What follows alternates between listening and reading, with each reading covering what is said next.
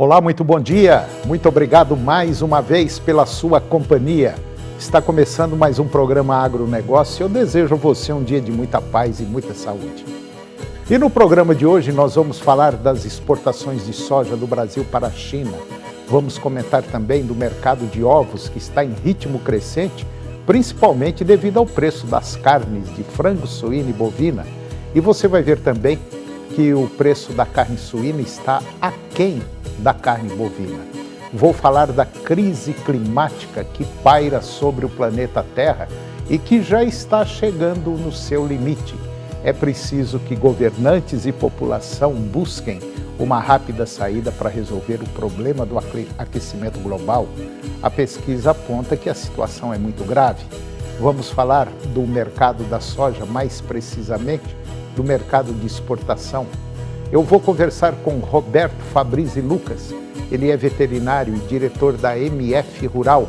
Vamos falar da expansão do e-commerce no agronegócio, produtores rurais mais conectados, pioneirismo e liderança do grupo MF Rural no segmento, atualização sobre novos serviços ao homem do campo e que foi lançado no ano passado, atraindo 120 milhões de visualizações. E você vai ver que cresce a produção de bioenergia, mais precisamente sobre biogás. O programa Agronegócio já está no ar.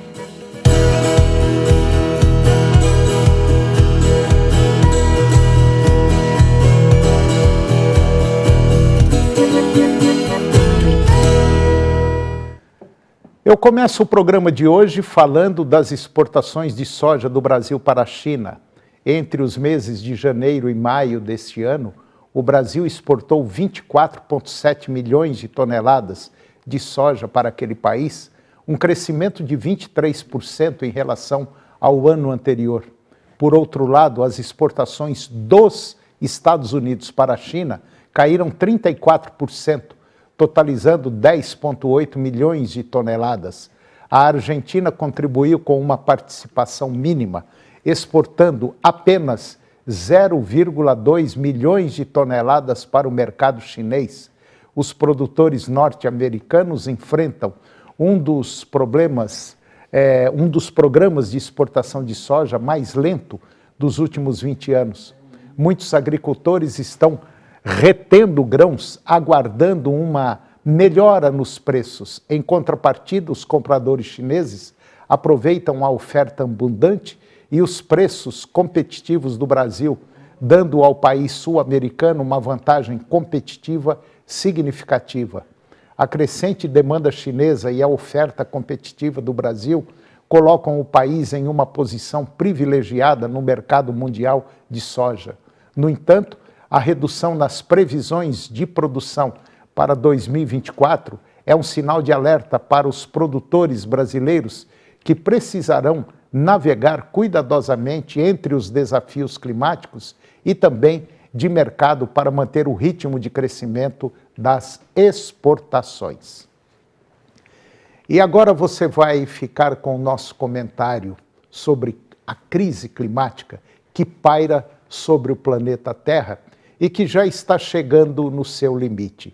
É preciso que governantes e população busquem uma rápida saída para resolver o problema do aquecimento global. A pesquisa aponta que a situação é muito grave. Confira.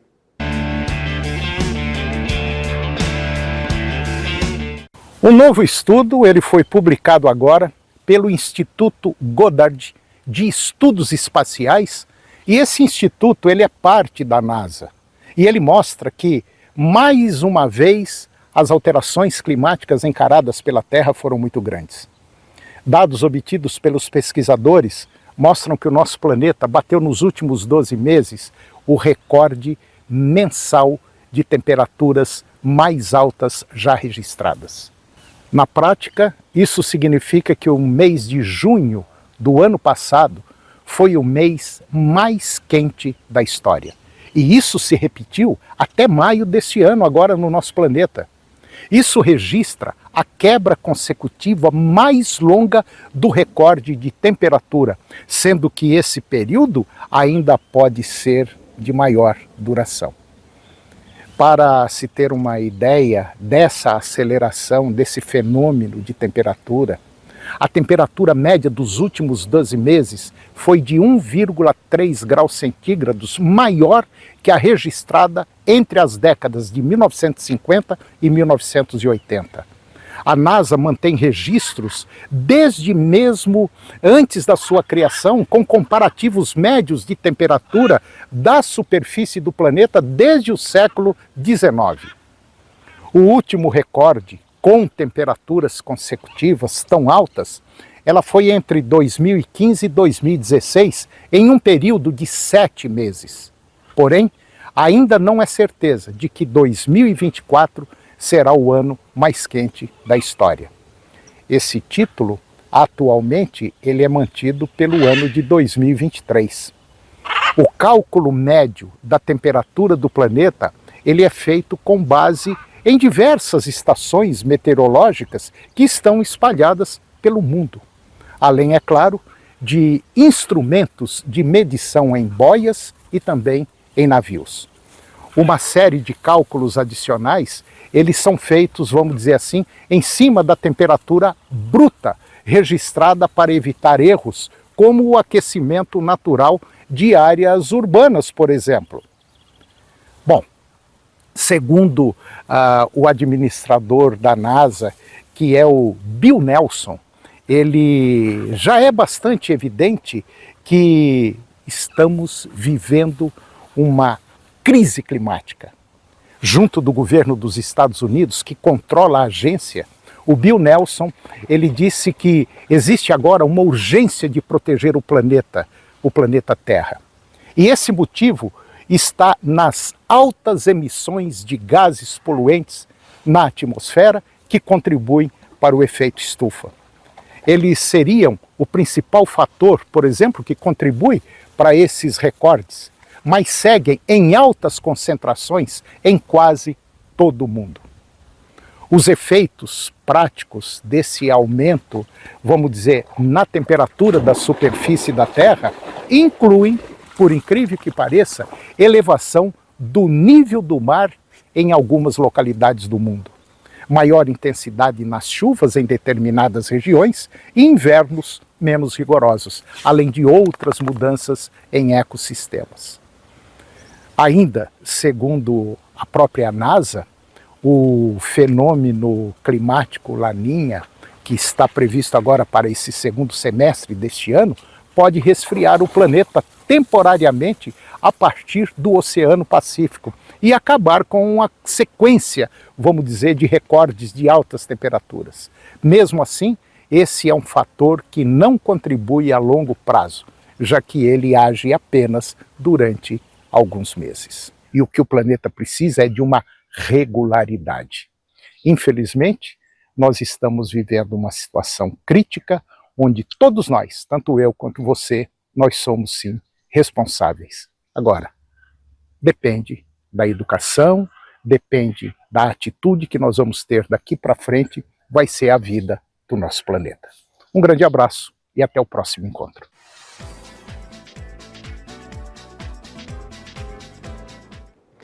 E agora vamos comentar do mercado de ovos, que está em ritmo crescente, principalmente devido ao preço das carnes de frango, suína e bovina. A venda de ovos no Brasil, essa venda ela registrou um crescimento significativo na primeira quinzena de junho, segundo dados do CPEA. A queda nas temperaturas no início do mês foi um fator crucial para o aumento da demanda por ovos, resultando em elevação das cotações nas principais regiões produtoras do país. Em Santa Maria de Jetibá, lá no Espírito Santo, que é um dos principais polos de produção de ovos do Brasil, o preço do ovo branco tipo extra para retirar na granja apresentou uma valorização de 6,6% entre os dias 6 e 13 de junho.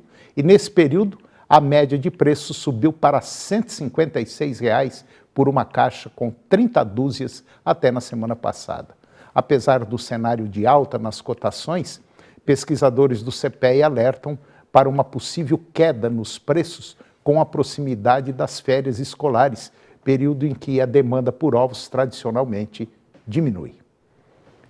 E agora vamos comentar sobre a produção de bioenergia, mais precisamente sobre biogás. A GreenGate Biogás, uma parceria entre investidores e especialistas em biogás, está recrutando mais de 2.000 criadores de gado bovino, lá na Irlanda, para fornecer estrume para novas usinas de biogás em todo o país. Esses projetos não só circularão ou recircularão fertilizantes orgânicos, mas também ajudarão na economia circular e na transição verde da Irlanda, usando a digestão anaeróbica para gerenciar o estrume. A GreenGate Biogás pretende reduzir as emissões do setor agrícola e resolver problemas com os nitratos. Atualmente, existe aí uma preocupação de que a Irlanda possa perder a derrogação da diretiva europeia sobre nitratos na próxima avaliação da qualidade da água em 2025.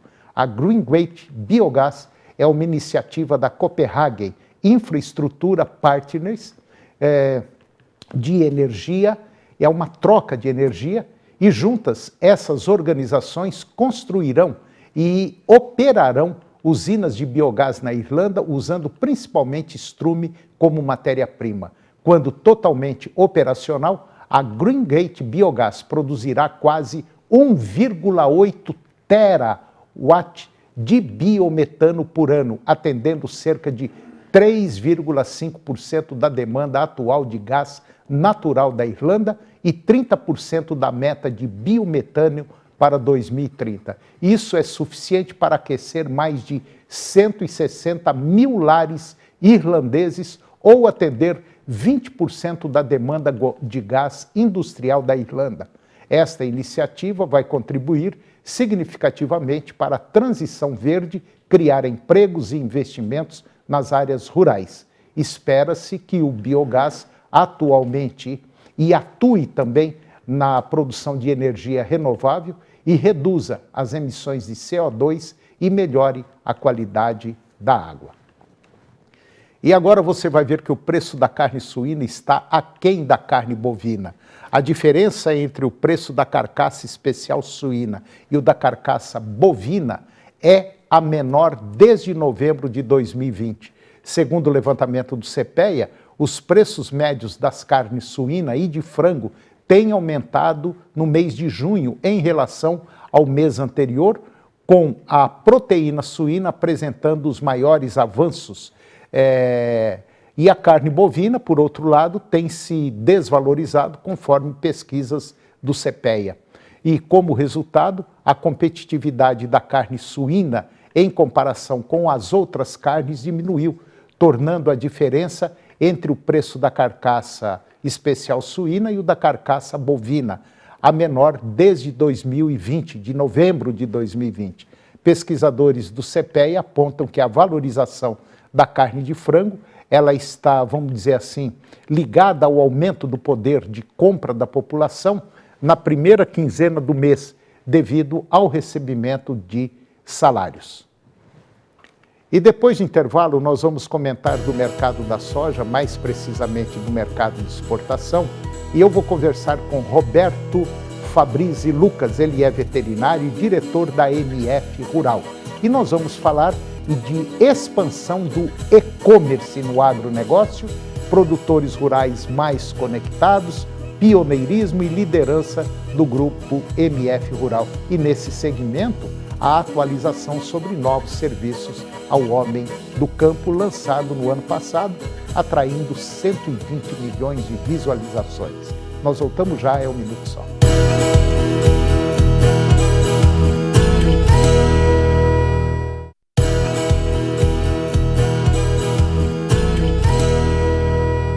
Nós estamos de volta e agora nós vamos falar do mercado da soja, mais precisamente do mercado de exportação. As exportações de soja do Brasil estão em alta, consolidando a posição do país como líder no mercado mundial.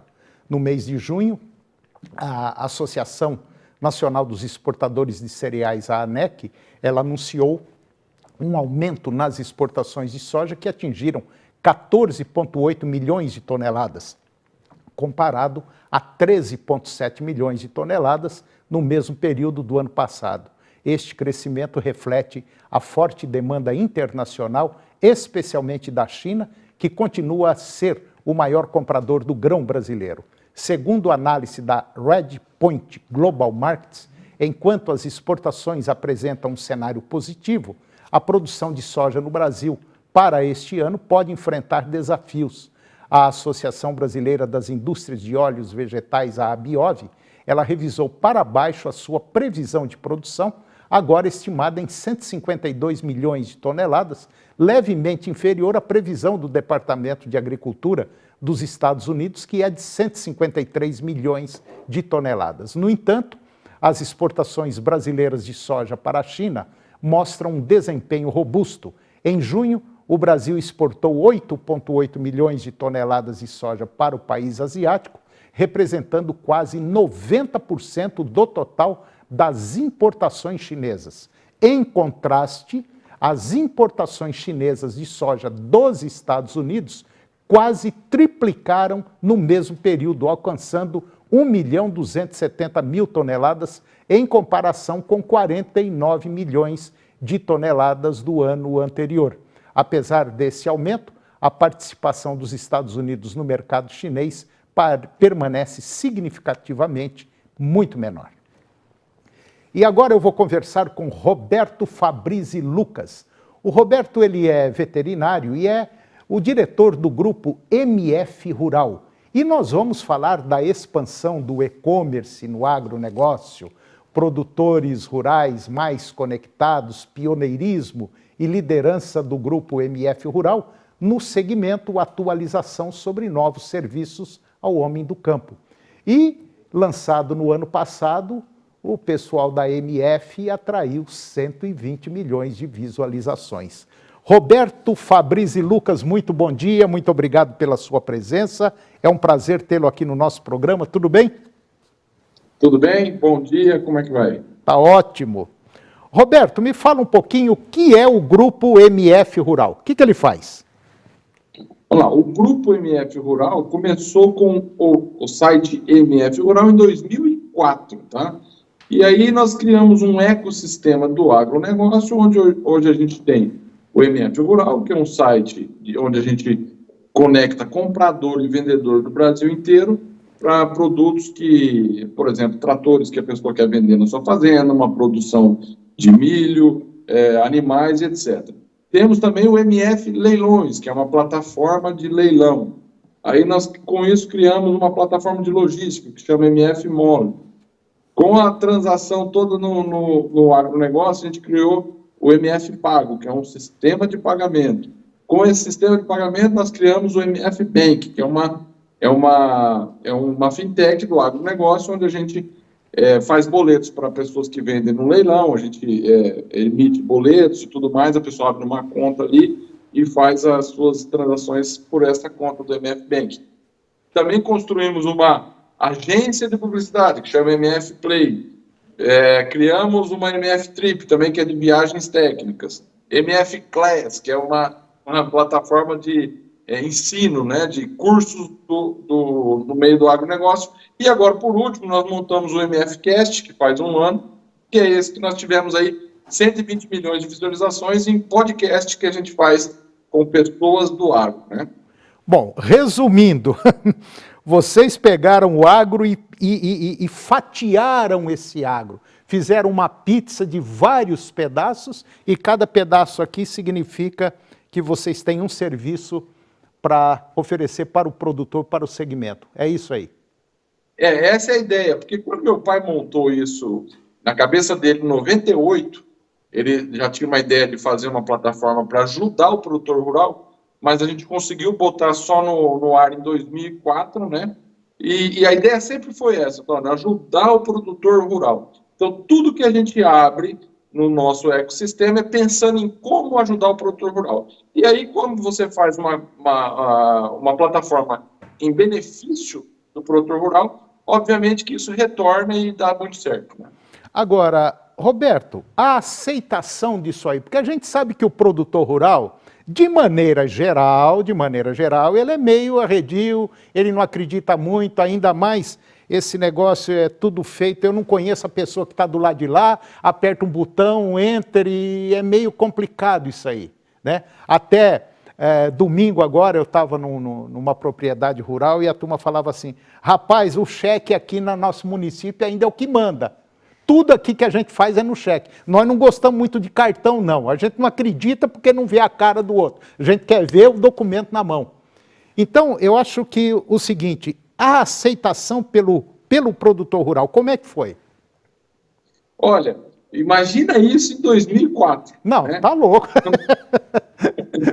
Nós estamos falando isso em 2024, mas em 2004 já tinha essa dificuldade, por isso a gente, quando a gente foi montar, muita gente falou, vocês são loucos, isso aí não vai virar na internet e tal, mas a gente insistiu porque hoje, Antônio, o produtor rural, apesar de ter o seu conservadorismo em várias coisas, ele precisa hoje se atualizar, ele precisa estar atualizado para o negócio dele. Antigamente, quem não queria nada com a vida ia lá para a terra. Hoje, para você tomar conta de uma terra, você tem que estar atualizado e sabendo o que está acontecendo no mundo.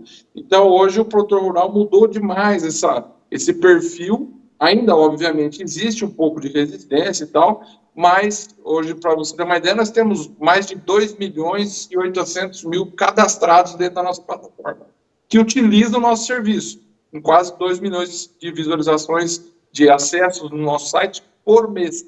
Então, assim, isso foi conquistado durante 20 anos, né? Não é uma coisa que a gente conquistou do dia para a noite, e, obviamente, aí vai credibilidade, tempo de casa, e as pessoas começam a acreditar no seu sistema. E com essa desconfiança de dar o produto, não receber o dinheiro, nós fizemos esse MF Pago, que é uma plataforma de pagamento onde você paga para nós do Grupo MF Rural, você quer comprar um trator, paga o trator para nós. Quando esse trator chegar na sua propriedade, você fala para nós, pode mandar o dinheiro para o vendedor, porque o trator já chegou aqui, está tudo ok. Então, a gente garante essa transação, né? A gente garante que ele não vai tomar um golpe se ele utilizar o MF Pago. Agora, vocês, é óbvio, o objetivo é crescer. Mas pelo que você me passou aqui, leilão, o banco, agência de publicidade, enfim, vocês estão basicamente com o ciclo quase que totalmente fechado, né? Do agro. Exato. Tem mais algumas pontinhas que a gente quer fechar, mas nós fizemos realmente um ecossistema aí para fechar tudo. Porque assim, qual que é o nosso pensamento? Ele entrou no MF Rural, o produtor rural entrou ali, ele tem que achar tudo que ele precisa para a vida dele no meio rural. Então, se ele precisa de um curso, ele vai ter, se ele precisa de um banco, ele vai ter, se ele precisa de meio de pagamento, ele vai ter, se ele precisa de logística, ele vai arrumar, se ele quer fazer leilão, a gente faz, se ele quer fazer uma publicidade, uma arte, a gente faz também, e se quiser vender seu produto, a gente também ajuda. E agora com viagens técnicas também, que é o MF Trip, que eu não sei se eu tinha citado. Falou. A gente vai fazer viagens técnicas para todo lugar do Brasil e para fora também. Tem algumas feiras que a gente vai fazer essa opção para a pessoa ir lá conhecer não só a feira, mas como fazendas em volta, em torno ali, para poder aperfeiçoar e trazer coisas novas do seu negócio. Né? Quer dizer, é por isso que os shopping centers deram certo, né? Porque Exato. Reúne tudo num lugar só. E é basicamente isso, vocês são um shopping do agro, correto? Exatamente. Bom, você que está nos acompanhando, pode ter certeza absoluta, a gente já tem uma noção da MF Rural já faz algum tempo. Se você quiser conhecer um pouco mais da MF Rural, basta entrar no site deles. É muito simples. O site é até facinho demais de entrar, né, Rob? Exato. mfrural.com.br. www.mfrural.com.br. Entrou ali, pode ter certeza absoluta. Você vai encontrar basicamente quase tudo. Quer dizer, ainda como o Roberto falou, ainda tem uns negocinhos para colocar aí, mas basicamente aquilo que você precisa para a sua propriedade, para a sua vida rural, você encontra aí no MF, né? Exatamente. A gente costuma falar, a gente vende ali no MF Rural desde um pé de alface até uma fazenda. Então tem tudo ali anunciado. É verdade. Bom, eu conversei com o Roberto Fabrizi Lucas, ele é veterinário e diretor do grupo MF Rural, que é uma plataforma rural aí que serve para tudo que você puder imaginar. Roberto, Fabrício e Lucas, muito obrigado pela sua participação. Muito obrigado mesmo, um grande abraço e sucesso aí nessa empreitada aí que eu tenho certeza que não vai parar. Tem muita coisa ainda pela frente. Obrigado, e eu quero agradecer aqui a disponibilidade para poder falar um pouquinho da gente. Um abraço. Obrigado, Roberto. Um abraço. E o programa de hoje chegou ao fim. Eu termino o nosso programa com a seguinte frase: se as pessoas soubessem quanto trabalhei para atingir a maestria, não parecia tão maravilhoso. Muito obrigado pela sua companhia, que Deus os abençoe e até o próximo programa.